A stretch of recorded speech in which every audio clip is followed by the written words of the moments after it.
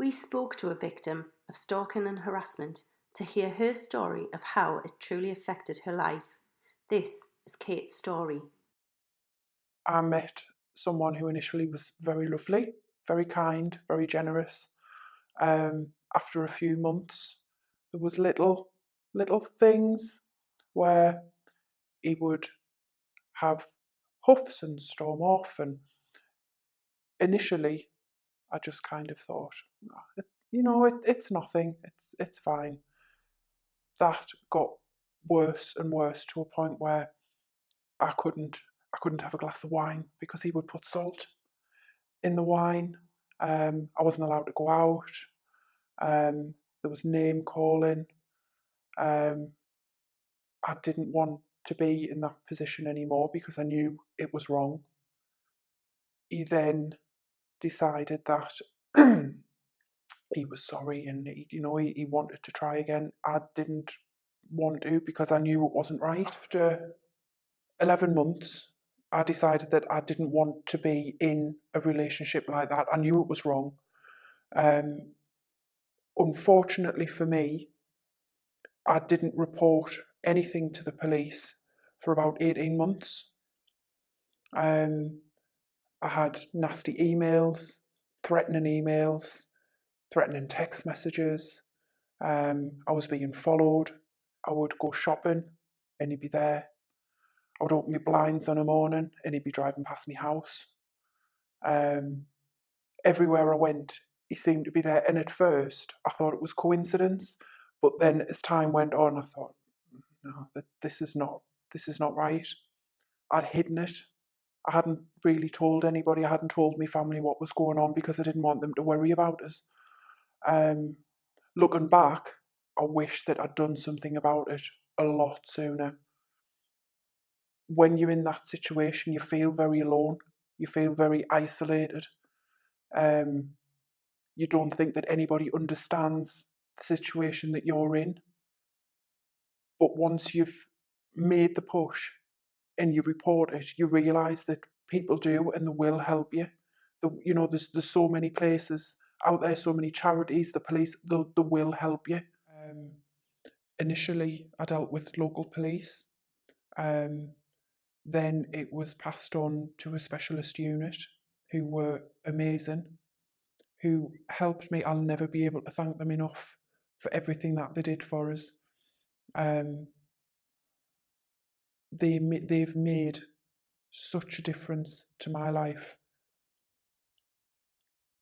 And I really hope that somebody else can come forward and be, end up being a better person, not living in fear. Don't do what I did and wait and hope that it'll go away. You put your head in the sand and think, no, it's fine, they'll stop. Please don't do that. Come forward and speak to the police, go to a charity, somebody there's always somebody who can help you, and they will help you. When you make that first call to the police, it's one of the hardest things that you'll probably ever do. It's so scary, you don't know what's going to happen, but it does get better. Before, I used to get up on a morning and dread going out. I didn't want to go anywhere, I didn't want to talk to anybody. That's all changed now. I wake up on a morning and I'm not scared. I don't have that fear. I don't have that weight on my shoulders. I can go out and live my life and not be frightened anymore. It's completely different. So we've attended to support frontline officers. The incident was captured on CCTV, and our digital knowledge, I stepped forward to say, let's get the CCTV off there as well. And as we've been speaking to the victim, more and more has been come out through subtle nuances in the way that she's spoken, things that she's referred to, and we've been able to draw more and more information out and build on the case that was already being prepared. At that point, we've managed to retrieve data that even the victim at the time wasn't sure that was still in existence, and how to put that together to make a successful prosecution is where we've been able to really take the investigation forward. What we sometimes find is that victims, while aware that there is something wrong going on, they won't themselves realise all of the traits that make up a stalking. So Northumbria Police has come up with several sets of offender type behaviours consistent with stalking. This might be through monitoring a victim through outside digital means, watching them on Facebook, using Snapchat tracker without the knowledge of doing so. Have they fully realised every single part? Have they said, I've been receiving unwanted gifts?